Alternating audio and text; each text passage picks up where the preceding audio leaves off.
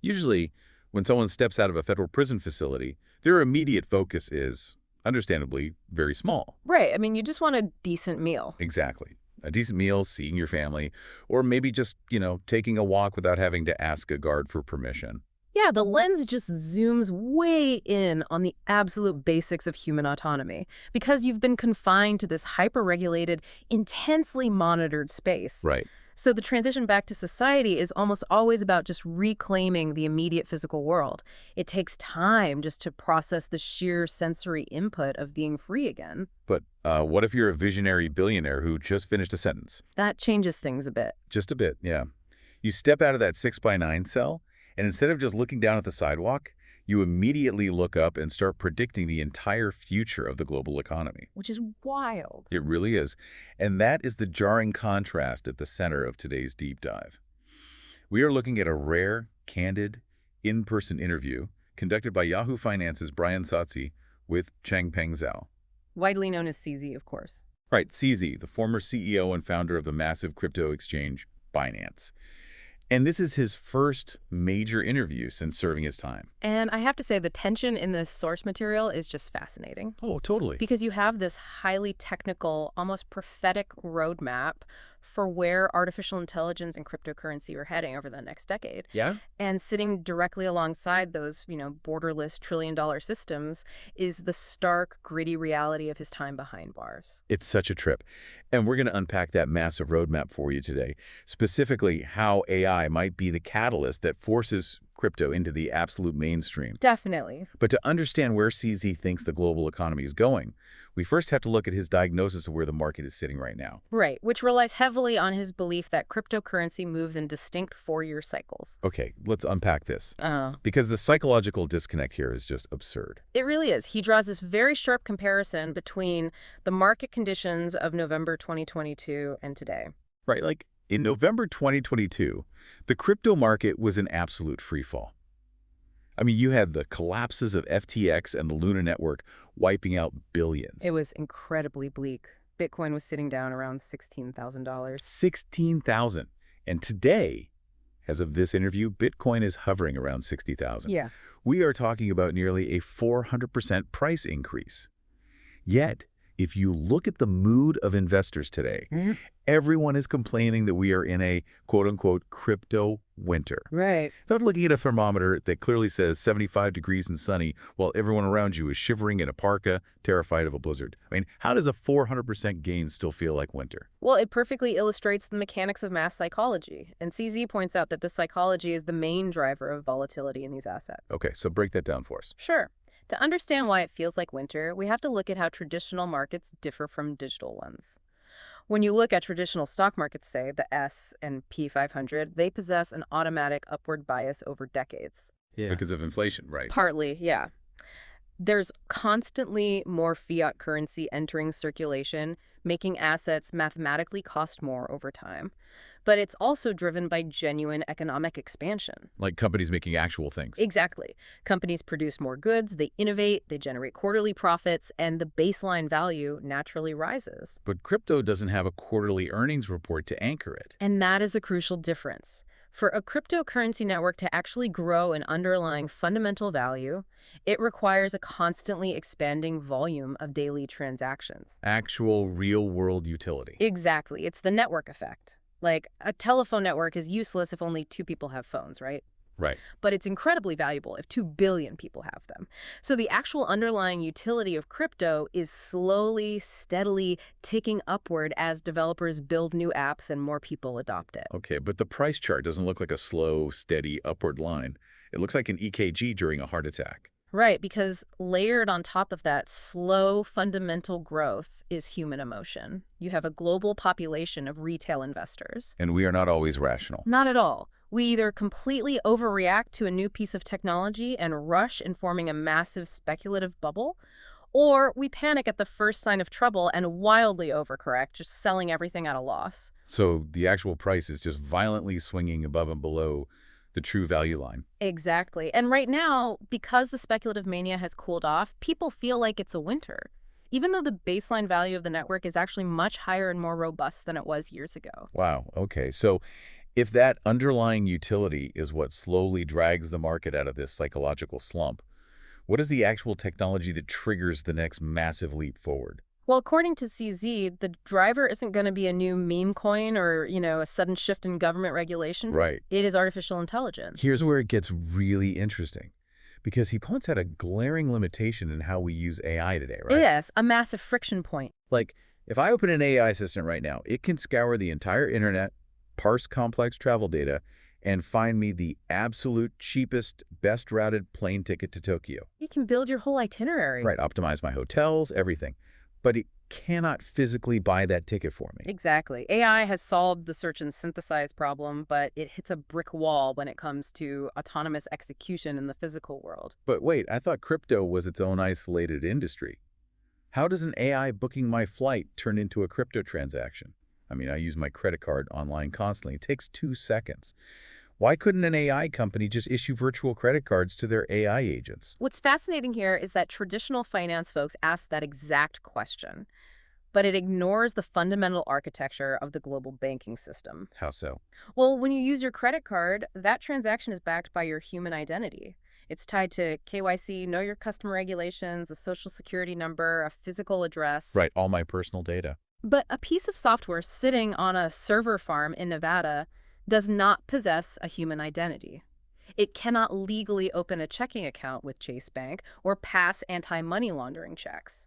Ah, so the friction isn't the technology of the credit card itself. It's the legal and identity framework behind the card. Precisely. And furthermore, the traditional banking system is incredibly fragmented. What do you mean? If an AI agent needs to instantly hire a freelance coder in Indonesia, buy cloud storage in Germany, and book a flight in Japan, all within a span of 5 seconds, traditional banking APIs simply cannot handle that cross-border settlement instantly. Because they rely on multi-day wire settlements and correspondent banks? Exactly. But an AI agent can instantly generate its own cryptographic wallet address. It doesn't need an ID. It just needs a private key. So the blockchain basically acts like a universal translator for value. And it doesn't care if the user is a human in Ohio or an algorithm in a data center. That's why CZ strongly argues that crypto shouldn't be thought of as an isolated, rebellious industry. Right, he compares it to the internet, doesn't he? He does. You wouldn't call the internet its own industry today. It's just the underlying communication layer that retail, media, and finance all use to exist. CZ sees crypto the exact same way. It is simply a highly efficient, automated plumbing system. And traditional finance and AI will inevitably have to adopt it to achieve global scale. Absolutely. And the source material highlights that this automation won't be limited to just buying plane tickets or paying for server space. It's going to revolutionize how we trade ownership of assets. Oh, for sure. The interview dives into real-world assets, or RWA tokenization. CZ specifically points to the immense hype surrounding the SpaceX IPO and the private valuations of OpenAI. Think about the mechanics of how traditional stock markets work today. If SpaceX goes public on the New York Stock Exchange, access is severely restricted. Right, it's mostly American retail investors and massive global financial institutions that get to play. Exactly. The global masses are effectively locked out by geographical borders, currency exchange costs, and the fact that traditional brokers only operate Monday through Friday, 9 to 5. But if you tokenize those shares, you are taking that real-world asset, locking it in a secure, audited legal vault, and issuing digital tokens on a blockchain that represent fractional ownership of that stock. Which completely changes the game. Right. Suddenly, a college student in Nigeria or a teacher in Brazil can buy $10 worth of SpaceX stock at 3 a.m. on a Sunday. Without needing a traditional Wall Street brokerage account, the democratization of access is profound. Yeah. But this introduces a massive structural hurdle. Which is? Well, if AI algorithms and millions of global retail investors are going to use these digital rails for everyday commerce and stock trading, they simply cannot rely on highly volatile tokens like Bitcoin or Ethereum. Right. Because if I'm a global supplier running a physical business on a razor-thin 10% profit margin, I cannot accept a currency that might drop 20% in value by Tuesday. Exactly. A single bad week in the crypto markets would literally bankrupt your company. Volatility destroys the utility of a currency for everyday business. So what's the solution then? This is why the next crucial evolution of the space relies entirely on stablecoins. Okay, break down stablecoins for us. A stablecoin is a digital token that is mathematically or physically pegged to the value of a fiat currency like the US dollar. It gives you the technological superpowers of the blockchain instant, borderless, 24/7 settlement without the volatility of Bitcoin. And currently, the total market capitalization, like the total value of all stable coins in existence, is roughly $200 billion. Which sounds like a massive number, but when you look at the total supply of traditional money moving around the globe daily, 200 billion is barely a rounding error. right. CZ predicts this sector could grow a couple of thousand times larger because it completely solves the slow, clunky, expensive multi-day bank wire problem. And because of this potential, regulators worldwide are suddenly paying very close attention. Oh, they are hyper-focused. The U.S. is currently working on establishing regulatory frameworks primarily to protect the global dominance of the U.S. dollar and to safeguard its legacy banking sector. But other nations are looking at tokenization through a completely different lens. Right. Yes, they are exploring how to tokenize their national debt, or how to issue digital tokens backed by their local rare earth mineral reserves. Trying to bypass traditional Western financial choke points entirely. Precisely. Now, while sovereign nations are quietly mapping out these trillion-dollar tokenization strategies, retail investors are still getting swept up in the daily noise. The micro distractions. Yes. The interview brings up a perfect example of this. There's a moment where they discuss Michael Saylor, the head of MicroStrategy. Right, the company famous for holding billions of dollars in Bitcoin. Exactly. And recently, Saylor sold 32 Bitcoins to pay out company dividends. To put that in perspective, mathematically, selling 32 Bitcoin represents roughly 0.0001% of his total holdings. It is a microscopic administrative move. Barely a blip. And yet, the market noticed the transaction on the public ledger. A viral narrative started spinning on social media that he was, quote, dumping his bags, and the price of the asset temporarily dropped. That's crazy. It perfectly ties back to our earlier discussion about mass psychology. People latch onto a microscopic sell-off, completely lose their minds, and ignore the massive macroeconomic tectonic plates shifting right underneath them. Right, and if we connect this to the bigger picture, CZ is really urging people to look past the daily noise of Twitter panics. What's he focusing on instead? He is forecasting a reality where every major fiat currency on the planet has an official stablecoin equivalent. Wow. When that infrastructure is fully built out, global foreign exchange rates, the FX markets, which currently dictate how the euro trades against the yen, they won't be determined by central banks during limited business hours. They'll be determined 24/7 directly on the blockchain. Exactly, driven by algorithms and global supply and demand in real time.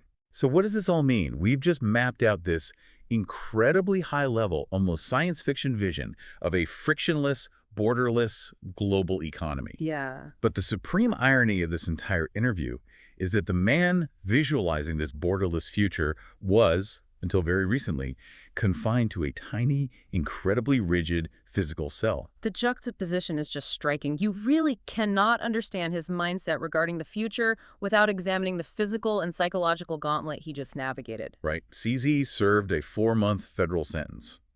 And just to impartially frame the legal context provided in the source, his conviction was highly unusual. Very unusual. He was the only person ever to go to a U.S. federal prison for a single violation of the Banking Secrecy Act, which in his case was specifically a failure to register an adequate anti-money laundering program. And irrespective of the nature of the crime or, his immense net worth, the moment he entered the federal system, his billionaire status afforded him zero insulation from the physical realities of incarceration.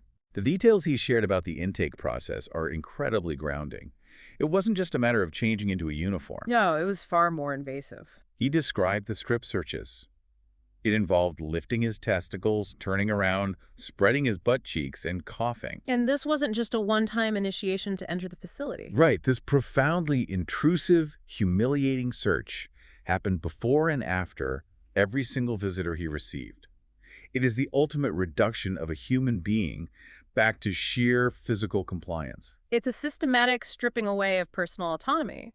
But what is really intriguing is how he navigated the social architecture once he was on the inside. Yeah, his specific unit housed around 200 inmates, and he was placed in a small ethnic grouping of about 6 people, consisting of a few Asians, Native Americans, and Pacific Islanders. Which is interesting because before he went in, there were massive media reports labeling him the richest man to ever enter a U.S. prison. So a legal team warned him that he would be a massive target for extortion. But the reality he described was vastly different, wasn't it? Yeah, his small group looked out for each other. The general population was relatively polite. He actually noted that he never feared for his physical safety on a day-to-day basis. Because the genuine punishment wasn't the threat of physical violence. It was the psychological torture of profound uncertainty. What do you mean? Well, he was handed a definitive 4-month sentence by a judge. But in the federal system, particularly for non-citizens, the timeline is never truly fixed. Oh, right. Explain that, because he is a Canadian citizen, not a U.S. citizen. Exactly. In standard federal procedures, once a non-citizen finishes their criminal sentence, they aren't simply released out the front door. They are often transferred into the custody of ICE Immigration and Customs Enforcement to process their deportation. Which can take forever. Yes. CZ had heard nightmare scenarios of inmates finishing a short sentence only to spend an entire year languishing in an ICE detention center, just waiting for the bureaucratic deportation paperwork to clear. Oh, man. So he's sitting in this cell, knowing his 4 months could magically turn into 16 months. Right.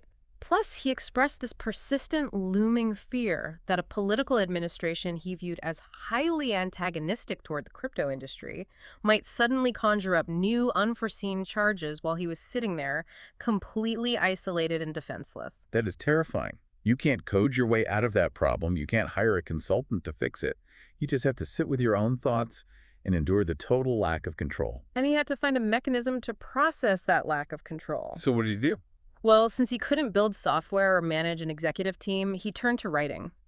During those 4 months, he wrote an entire book titled Freedom of Money. Wow. And because he didn't have access to the internet to look up complex economic data, he wrote it in very simple, accessible language, detailing his personal experiences and his philosophy on the evolution of global value. That's incredible. He actually found the physical act of writing to be intensely therapeutic.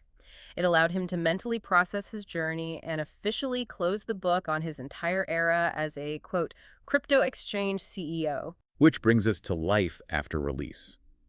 Having survived that psychological pressure cooker and having definitively closed the door on his time at Binance, he faced a massive void.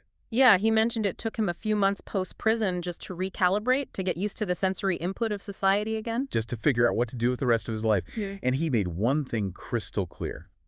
He has absolutely zero desire to ever step back into the CEO role at Binance. He is playing an entirely different game now. Yeah. He's no longer operating on a quarter-to-quarter timeline. He is looking at a 25-year horizon. Right. He wants to reach the age of 70 or 80 and look back knowing he contributed something enduring. He has shifted his entire focus away from accumulating capital and towards cementing a legacy. And he's building that legacy on 3 distinct pillars. First, he's focusing on high-risk, high-impact investments in world-changing technologies, things like biotech or advanced computing. He openly admits he expects most of these ventures to fail, but the ones that succeed could alter human history. Exactly. Second, he's adopting an elder statesman role. Rather than fighting regulators, he's advising foreign governments on how to intelligently structure their crypto policies. While privately mentoring a select group of young startup founders, yeah. But it's his third pillar that is arguably the most ambitious, and clearly the project capturing the majority of his post-prison energy. The Gig Academy. Yes. It is a completely free, globally accessible education platform he is building from the ground up. And the scale of the adoption is staggering. In just the last 6 months, the platform exploded from 100,000 registered kids to 500,000. 500,000 students. 500,000. It's just amazing. To understand why a free education platform scales that aggressively, you really have to look at the global demand for fundamental skills. Right. Much like early cryptocurrency tapped into a massive unbanked population in the global south who desperately needed financial infrastructure. Gig Academy is tapping into populations that are entirely locked out of the traditional educational infrastructure. I mean, we see a lot of tech billionaires eventually turn to philanthropy, usually by writing massive checks to universities. But CZ isn't just writing checks. He's treating education like a scalable tech startup. Yes. The sheer exponential growth of the platform clearly energizes him in a way that rivals the early Wild West days of building his crypto exchange. And if we connect this to the bigger picture, you can trace a profound arc in his life's work. He spent his early career meticulously building the infrastructure for global wealth. Right. But after having his own freedom legally revoked and realizing the absolute limitations of billions of dollars when you were stripped bare in a 6x9 cell, his philosophy evolved. It had to. He has transitioned to building the infrastructure for global knowledge. He shifted his focus from what the market values today, the volatile minute-by-minute price of a digital token, to what human society will fundamentally rely on decades from now: accessible education and technological breakthroughs. It is a remarkable pivot from a man who has seen the absolute extremes of both global influence and personal powerlessness. To quickly recap the journey we've taken today, we started by examining the absurdity of a $60,000 crypto winter, driven purely by the swings of mass human psychology. Right. We unpacked CZ's massive prediction that AI agents will soon bypass traditional banks, utilizing stablecoins and digital wallets to transact autonomously. We contrasted those science fiction visions with the incredibly grounding, gritty reality of a federal prison intake search and the psychological terror of uncertain deportation.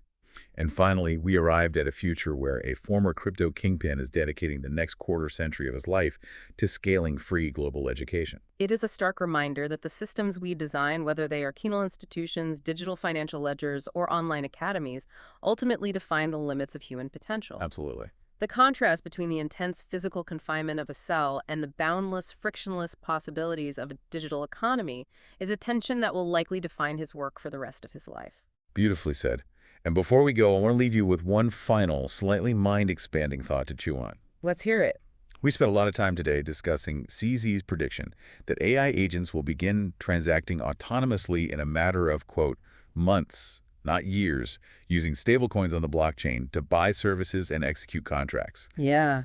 If he is right, if AI can seamlessly earn, hold, and spend its own digital currency without any human intervention or traditional banking oversight, how long is it going to be until the wealthiest, most active, and most influential participants in the global economy aren't even human?